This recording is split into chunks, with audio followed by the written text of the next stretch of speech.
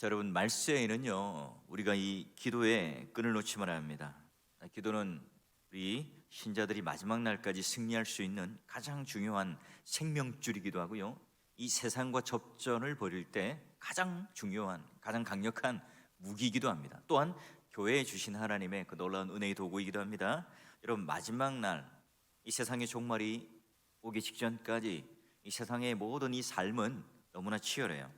또 영적 전쟁은요 갈수록 더 치열해지고요, 더욱더 깊어져 갑니다. 그러면 우리가 이 험난한 세상에서 또 영적인 삶에서 우리는 어떻게 승리할 수 있을까? 여러분, 우리만 이 종말 의식을 가지고 있는 게 아니에요. 마귀도 종말의 의식을 가지고 있어요. 그 말은 무엇인가? 마귀도 이제 자기의 때가 다 왔다는 사실을 알아요.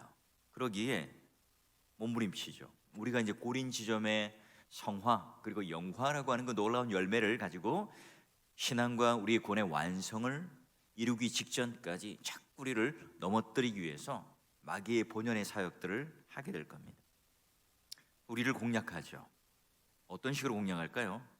우리를 자꾸 이 기도의 자리에 나오지 못하도록 게으르게, 나태하게, 기도 없이도 우리 힘과 능력으로 살아갈 수 있다는 허탄한 신화를 쫓게 만들어요.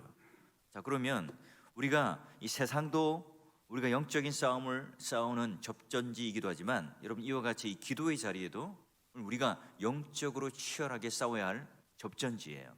몸은 와 있고 또 우리 육신의 모양은 이처럼 기도의 자리에 와 있지만, 우리가 깨어 기도하지 않으면 그 영적인 전투에서도 이 하나님과 교통하는, 하나님을 만나는, 그리고 내 기도가 하나님의 그 가운데 하나가 되는 그 놀라운 경험을 하지 못하면 우리는 기도로 승리하는 삶을 살지 못해요. 여러분, 로마 제국의 박해가 시작되었습니다. 많은 사람들이 붙잡혀가요.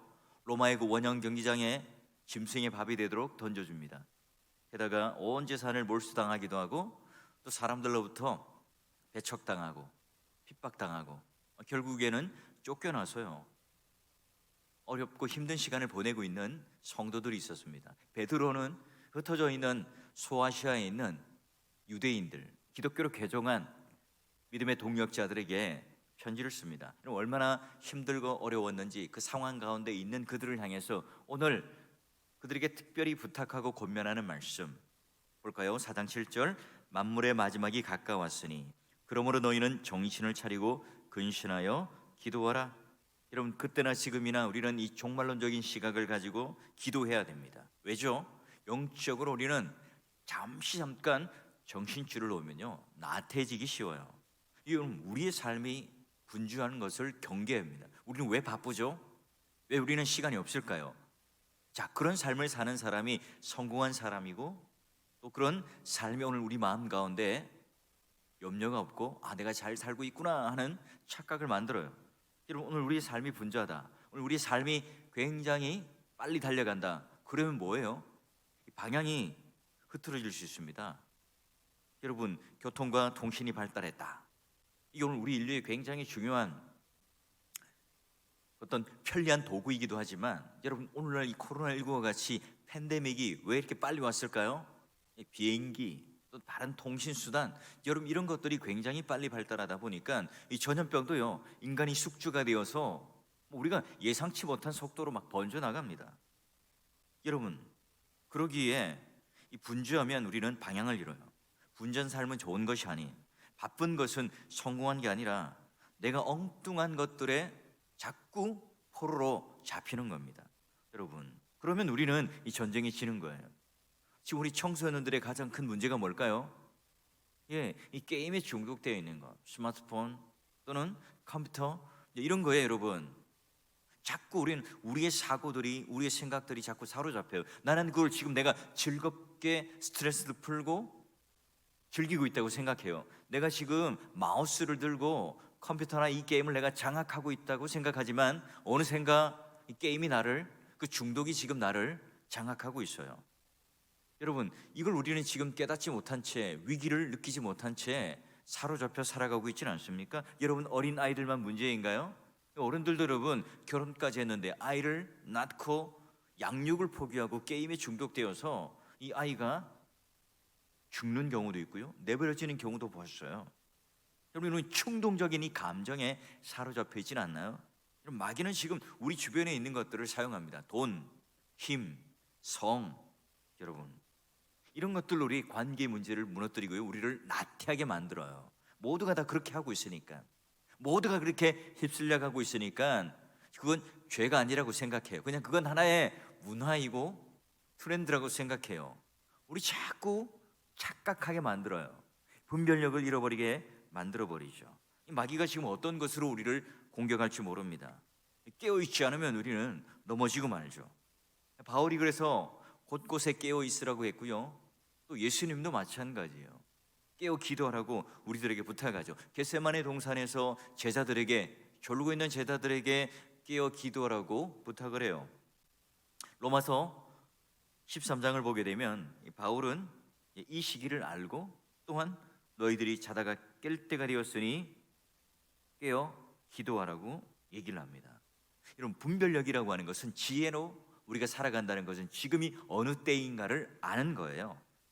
우리는 지금 이 종말의 시대 속에 살아가죠. 이걸 깨닫는 게 신앙의 핵심입니다. 말하자면 이 종말이라고 하는 것은 어느 때 어느 시에 주님이 오신다는 그런 정확한 시점을 말하는 것이 아니라, 지금 우리가 있는 이 살아가는 세대가 바로 예수님의 초림부터 재림까지가 다 종말의 기간이에요.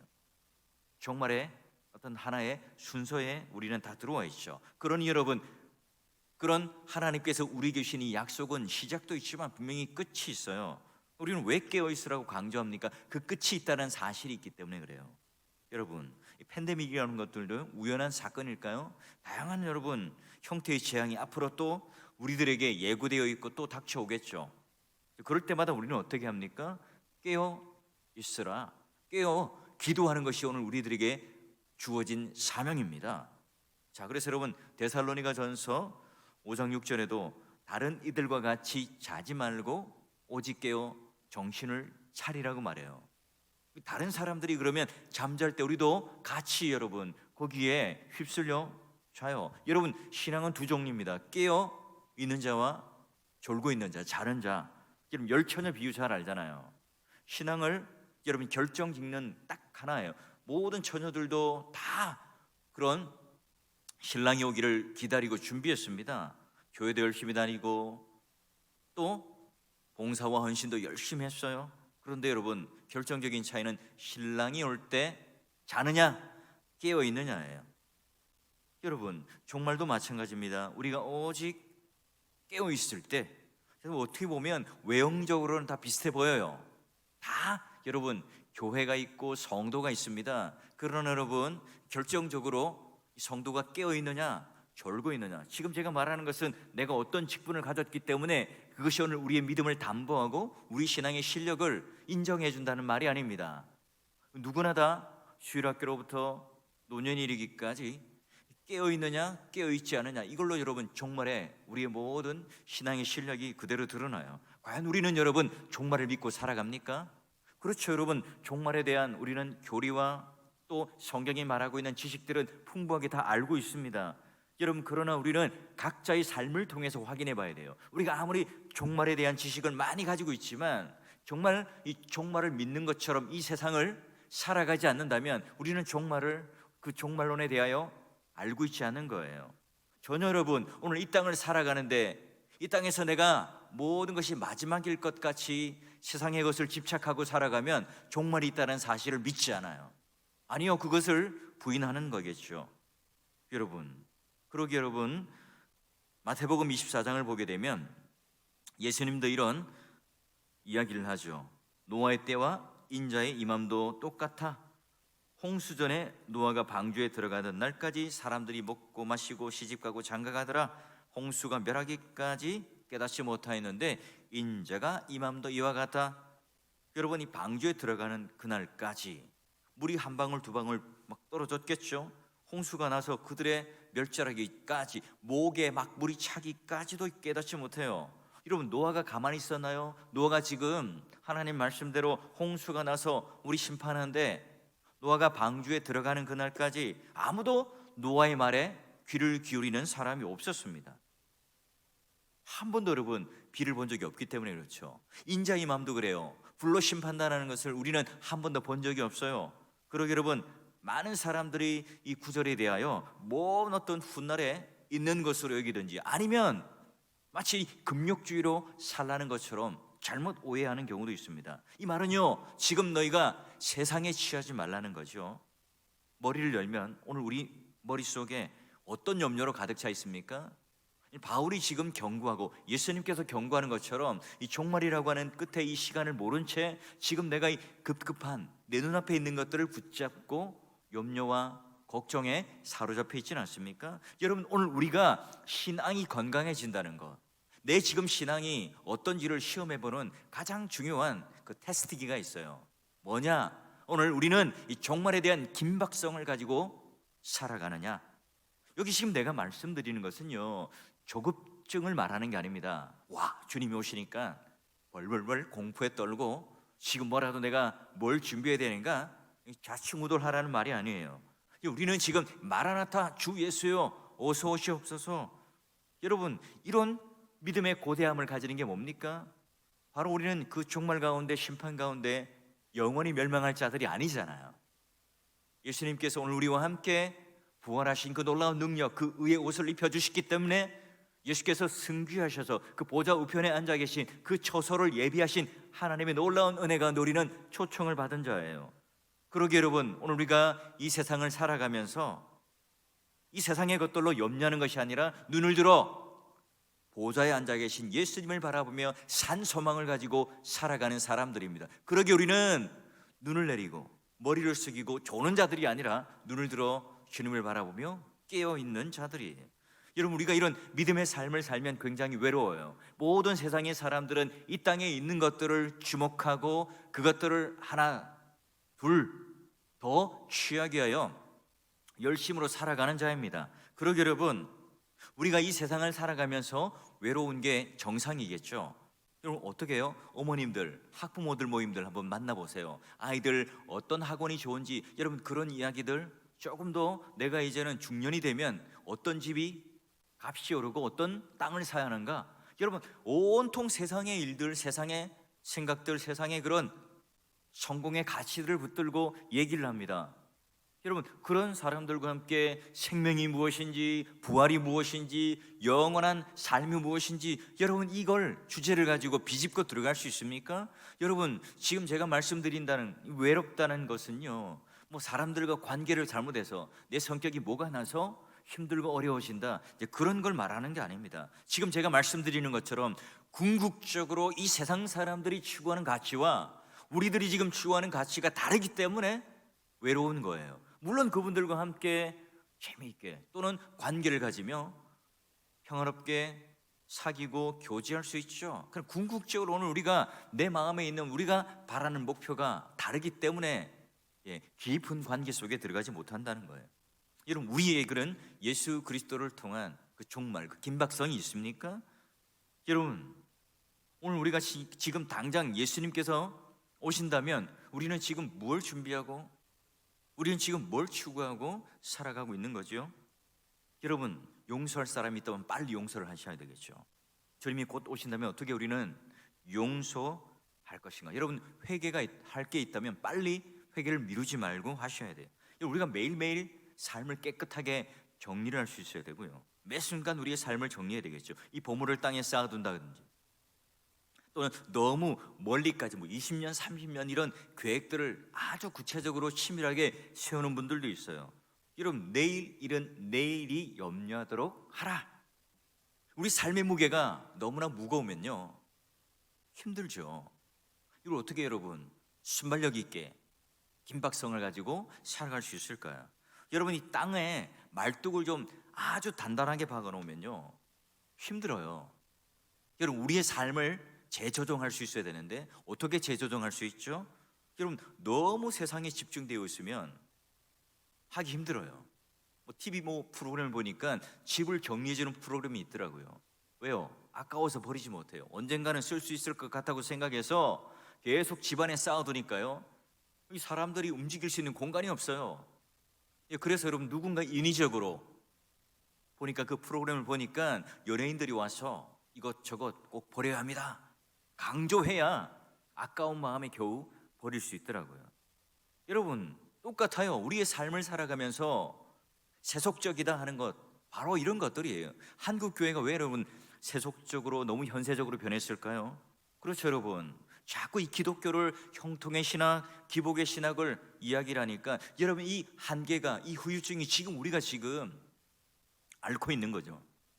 여러분 이곳에 임한 하나님의 나라를 누린다는 의미가 바로 하나님의 임재, 하나님의 통치, 내가 어떤 고난과 핍박과 어려움 속에서도 하나님께서 나와 함께 하시니까, 내가 그 부활의 능력을 믿으니까 지금도 나는 견뎌낼 수 있는 힘이 있고, 오늘 주님께서 그 생명이 드러나는 것에 대하여 기쁨을 누리는 것이 기독교이다.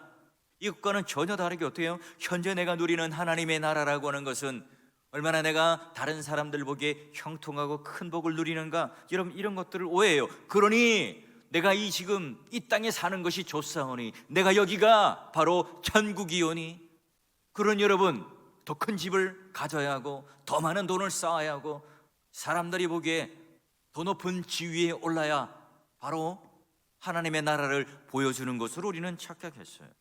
여러분 우리가 영적인 각성의 그 상태를 통해서 우리가 다시 한번 이 종말론 가운데 긴박성을 가지고 이 코로나19 가운데 여러분 잠들지 마시고, 이 전염병 가운데 우리 신앙이 게을러지거나 나태하지 말고요, 오히려 이때 여러분 영적으로 깨어 기도할 수 있는 여러분이 되시길 간절히 축원합니다.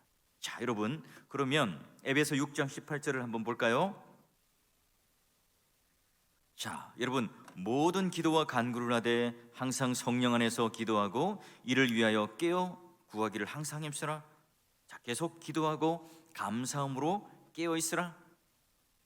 여러분 그 당시 때도요 영적으로 잠자기 쉬운 때였어요. 핍박과 환란이 있죠.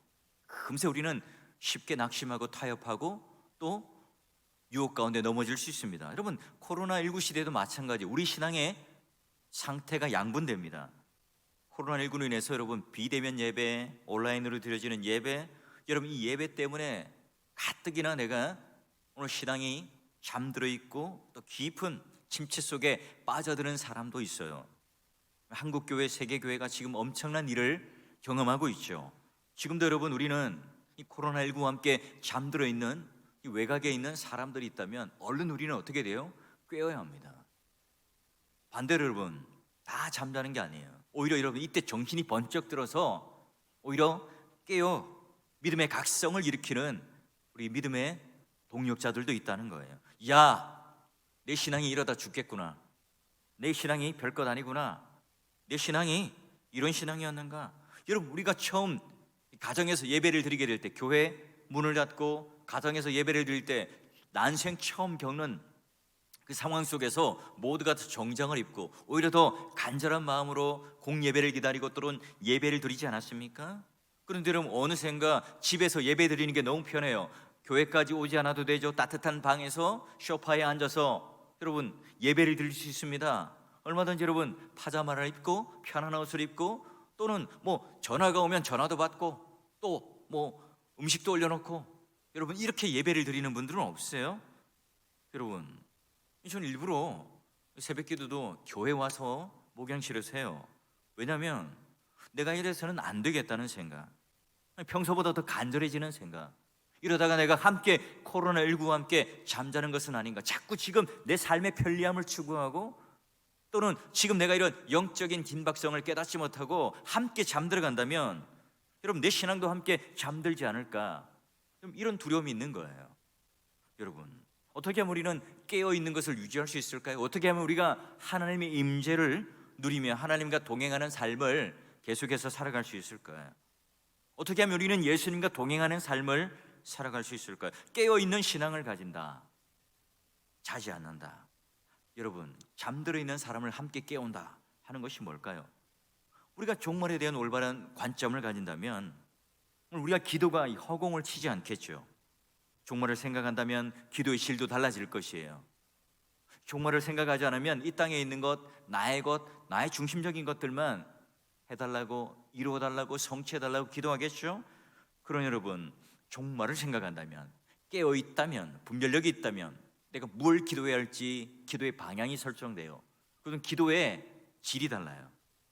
여러분 정신을 차리고 깨어 기도한다는 것, 그만큼 내가 영적인 민감함을 가지고 바로 기도를 하는 그 자리에 나아갈 수 있어요. 지금 여러분, 우리는 너무나 중요한 시험회 때 우리의 믿음과 우리 신앙을 테스트할 수 있는 굉장히 중요한 시간을 보내고 있습니다. 코로나19가 문제가 아닙니다. 그 바이러스가 문제가 아니에요. 지금 우리가 죽고 사는 문제는 다 하나님께 달려 있는 거예요.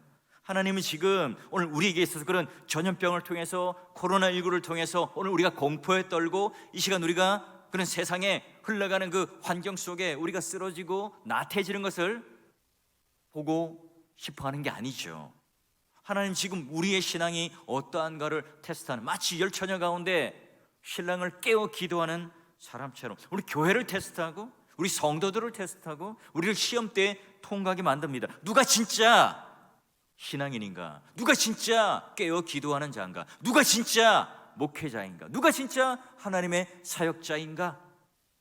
이걸 지금 오늘 우리 마음의 태도를, 오늘 우리 마음의 중심을 살펴보시면서 오늘 우리를 그 시험대에 통과하고 지나가게 하세요. 여러분, 어려움이 다가오게 할 때 우리는 더욱더 깨어 기도하고 있는가? 주님의 그 간과신 부르심 가운데 나아가는가? 주님께서는 우리들에게 은혜를 주시고 모든 어려움과 그 문제를 이길 수 있도록 해주시는 것. 여러분, 고난이 다가올 때 우리가 주저앉지 않는 이유가 뭡니까? 베드로전서 4장 13절을 볼까요? 우리 함께 읽어봅시다. 시작.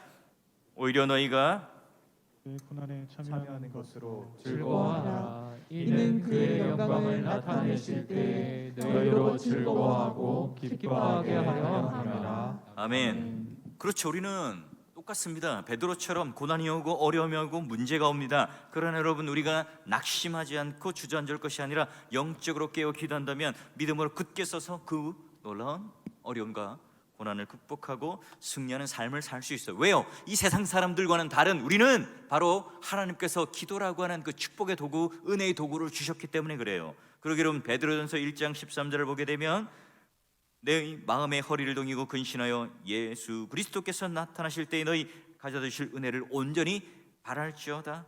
그리고 여러분, 오늘 이 베드로, 요한, 야고보와 같이 그 예수님께서 통곡하며 기도하는 그 순간에도 잠을 자고 있었던 것처럼 오늘 우리가 그런 잠을 자서는 안 되겠죠. 여러분, 뭐 평상시에 잠을 자는 건 이해가 됩니다. 그러나 예수님께서 잡히시기 전날 밤 저들은 어떻게 됩니까? 졸고 있다가 예수님이 잡혀가자 십자가 앞에, 그 심판대 앞에 딱 섰을 때 어떻게 도망을 가요? 여러분, 예수님을 어느 정도 따라갔지만 가야바뜰에서 3번이나 부인을 하게 됩니다. 이건 언제 시험이 된 거죠? 십자가 앞에 섰을 때 가야바뜰에서 그가 예수의 제자인가 물어봤을 때 아니죠. 이런 기도의 자리에 이미 그들은 시험에 들었고 실패를 한 거죠.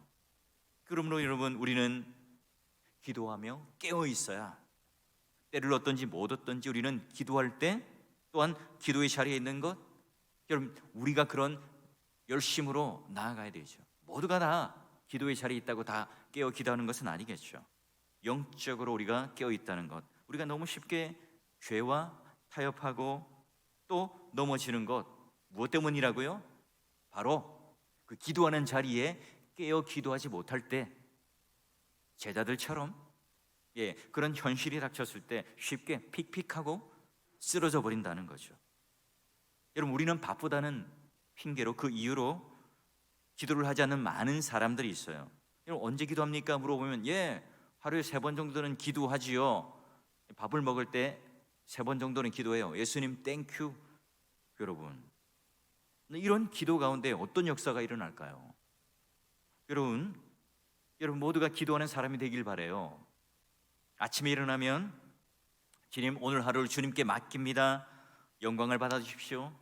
여러분, 오늘 만약에 주일이라면 하나님께서 나에게 공예배 가운데 주실 말씀을 기대하며 하나님의 놀라운 은혜가 나에게 임하게 해주십시오. 또 여러분, 직장인들이라면 직장에 가서 자리에 앉기 전에 하나님, 오늘 하루 일과를 잘 하게 해주시고 어떤 사람을 만나더라도 내가 분을 내지 않고 내 입술에 모든 그런 하나님의 은혜가 담기게 해주십시오. 또 여러분, 학생들이라면 학교에 가서 먼저 책상에 앉아 공부를 하기 전에 주님, 오늘 하루를 주님께서 나에게 지혜를 주시고 총명을 주셔서 이 학업을 좀 잘 감당할 수 있도록 해주십시오. 여러분, 사업을 하는 사람들은 사업을 하기 전에 또 그 직장에 도착해서, 사업장에 도착해서 이 모든 사업터는 주님의 사업터입니다. 주님께 모든 것을 맡겨드립니다. 주님, 오늘 이 사업에 하나님께서 우리에게 허락하신 그 복을 허락하여 주십시오. 여러분, 이런 기도로 하루를 시작하고 있습니까? 여러분, 우리가 이 기도라고 하는 것은 내가 무언가를 하나님께 요청했을 때 무조건 내어주는 그런 자판기가 아니잖아요. 그건요, 교회 말고도 다른 일반적인 종교에서도 일어나는 현상입니다. 기도라고 하는 것은 하나님의 은혜의 통로이고요, 교회와 성도는 이 세상의 한가운데, 이 전쟁터 가운데에 바로 이 기도라는 무기를 통해서 세상을 향하여 맞대면하는 거죠. 그러니 여러분, 우리가 이런 기도의 자리에 기도를 하지 않는다는 것은 그 세상과 벌이는 전쟁을 포기하는 거죠. 이미 진 거예요. 여러분, 스코틀랜드 메리 여왕이 했던 이 존 낙스를 향해서 했던 유명한 말이 있잖아요. 나는 만 명의 군사보다 존 낙스 한 사람의 기도가 더 두렵다. 여러분, 그만큼 한 사람의 기도가 이 세상의 그런 군사, 힘, 능력보다 더 큰 엄청난 무기임을 메리야, 무서운 그 핍박하는 그 여왕이 고백했던 내용이에요. 여러분, 전쟁이 이기려면 어떻게 한다고요? 먼저 기도를 했어요. 하나님의 은혜와 역사와 능력은 언제나 말씀과 기도를 통하여 흐르게 되어 있죠. 자, 여러분, 책 하나 소개할까요? 존 파이퍼, 존 메가더 스프롤 유명한 목사님들이 쓴 기도는 예배다 하는 책이 있어요. 그 책의 유명한 하나의 일화, 독일의 종교개혁가 루터가요, 기도라고 하는 것은 피조물이 사용할 수 있는 가장 강력한 무기라고 외쳤습니다. 루터가 16세기 종교개혁을 사역을 감당할 때 너무너무 바빴겠죠. 오늘 할 일이 아주 많아. 그러나 나는 오늘 아침에 3시간 더 기도하겠다. 그런 말을 했던 유명한 그 일화들 여러분 들어보셨을 거예요. 기도는 이처럼 뛰어난 인물의 삶의 가장 중요한 하나의 기준이었습니다. 기도라고 하는 것은 유한한 그 인간의 손에 하나님의 무한한 능력이 쥐어지는 거예요. 사탄, 지옥, 그 무엇과도 여러분 대항할 수 있는 힘이 바로 이 기도에서 나오게 되어 있어요. 그런데 여러분, 안타깝게도 우리는 이 기도의 생활을 또는 이 기도를 너무나 소홀히 취급할 때가 많습니다. 오늘날 한국 교회도 수많은 양육의 프로그램들이 있어요. 수많은 교회 헌신하고 봉사할 수 있는 일들 많습니다. 여러분, 얼마든지 그런 스마트폰, 컴퓨터를 열면요, 홍수같이 쏟아지는 그런 말씀들을 많이 들을 수 있습니다. 그러나 여러분, 정작 내가 하나님 앞에 홀로 단독자가 되어서 기도하는 일에 우리는 너무나 그 시간들을 할애하지 않아요. 금요기도에 나오신 여러분, 아니 지금 이렇게 온라인으로 예배를 드리고 있는 여러분, 다시 한번 이 기도의 자리에, 여러분 설교가 끝나고 함께 기도할 때 여러분 그 기도의 자리에 함께 동참하십시오. 우리 아이들이 있다면 그 아이들 지금 화면으로 불러 모으셔서 함께 그 기도하는 훈련들을 그들에게 본으로 보여주시고 함께 할 때 여러분 이 가정이 다시 살아날 수 있는 희망이 있습니다. 다음 세대가, 한국교회가 그 희망의 불꽃이 꺼지지 않아요. 여러분, 다니엘을 볼까요? 죽음의 위험을 앞두고 하나님께 기도합니다. 여러분, 다니엘이 왕이 너무 신임을 받으니까 그 대적자들이 어떻게 해요? 왕을 꼬셔서 조서를 만들게 합니다. 신상 외에, 왕의 형상 외에 다른 것에 기도하고 절하는 사람이 있다면 사형에 처하십시오. 왕은요, 도장을 찍죠. 다니엘이 그걸 압니다. 그럼에도 불구하고 기도해요. 그러다가 어떻게 됩니까? 배고픈 그 사자 굴에 집어던집니다. 다니엘이 어떻게 됩니까? 하나님께서 천사의 입을 막죠. 다니엘은 그날 밤 마치 전기장판처럼 따뜻한 사자 그 카페트에 혹 안겨서 잠을 잡니다. 오히려 여러분, 왕이 밤잠을 자지 못하죠. 내가 그렇게 의지했던 충신 이 다니엘이 죽었으면 어떻게 할까? 새벽같이 일어나서 다니엘아, 다니엘아, 왕이여 내가 여기 있나이다. 여러분, 우리는 이런 승리를 맛본다는 것, 지금 다니엘은 지금 사자굴에 들어가서 사자와 뒹굴고 싸워서 지금 승리한 게 아니에요. 평상시 그는 기도로 이미 승리를 맛보며 살아간 사람이죠. 오늘 이 시대는 여러분 영적인 어두운 시대였습니다. 다니엘도 마찬가지고 베드로가 살아가던 시대도 마찬가지입니다. 우리가 똑같은 그런 환난과 어려움과 흑암 가운데 살아가던 자들이에요. 여러분, 우리가 깨어있지 않으면 자칫 우리 또한 잠들 수 있고요, 어두운 가운데 빠질 수가 있습니다. 마귀는 항상 그런 덫을 쳐놓고 사람들을 노리고 있습니다. 사람들이요, 얼마든지 이 교회 가서 감정적으로 기뻐하고 흥분하고 누리도록, 많은 사람들이 교회 와서 박수를 치고 함께 즐거워하도록 내버려 둬요. 중요한 건 뭡니까? 사람들이 졸게 만들어요. 분별력을 잃게 만듭니다. 예, 기도의 자리에 나오지만 깨어 기도하지 못하도록 만들어버려요. 하나님을 향한 집중력을 잃어버리도록 하죠. 하나님을 향한, 세상을 향한 분별력과 그 민감성을 잃어버리게 하셔. 그리고 모든 그런 내 모든 신앙의 행위가 그냥 하나의 종교적인 어떤 활동이 되게 만들어버려요. 여러분, 영혼이 건강하고 활짝 열린다면, 여러분 주님과 깊은 교통과 교제를 한다면, 여러분 이것은 기도 아니면 하나님께 그런 길로 나아갈 길이 없어요.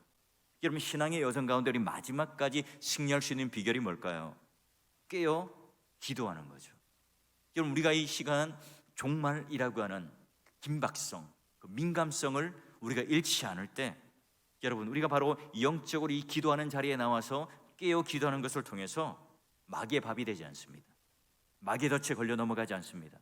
우리 자녀들과 함께 마지막까지 근신하여 깨어 기도하는 그 자리에 여러분 나오셔서 2021년도 한 해는요, 그런 기도의 자리에부터 하나님과 승리하는 그 놀라운 신앙이 무엇인지를 한번 맛보시길 바라요. 그 민감함. 내가 오늘 하나님 앞에 다른 거 다 제쳐놓고 오늘 바로 하나님 앞에 근신하여 깨어 기도하는 그 놀라운 은혜가 무엇인지, 이 기도의 자리에서부터 내가 깨어 민감하게 하나님을 붙들고 기도하는 그런 승리의 역사가 여러분 가운데 있기를 주의 이름으로 축원합니다.